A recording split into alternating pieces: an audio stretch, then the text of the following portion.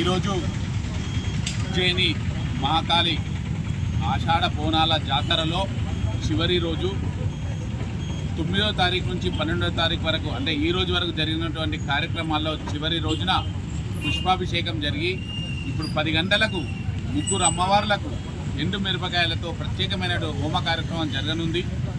కాబట్టి అందరూ వచ్చి ఆ హోమ కార్యక్రమంలో పాల్గొని అమ్మవారి కృపలకు పాత్రలు కావాలని కోరుకుంటున్నాం.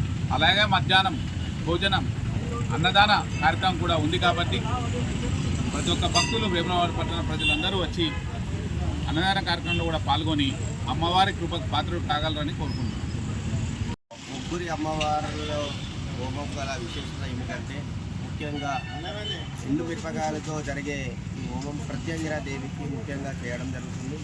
అందులో మరి యొక్క గ్రహపీడ, శరీరక బాధ, మానవ యొక్క జీవితంలో అనుకరణలో ఉన్న ప్రతి ఒక్క మనిషికి గాను ఉన్న అవస్థ వ్యవస్థలలో గల గ్రహచార పీడ కానీ, శరీరక బాధ కానీ, ఇష్ట అలాంటి ఏమైనా ఇతిహాస బాధలు ఉన్నట్టయితే తొలగడానికి అవకాశం ఉంటుంది.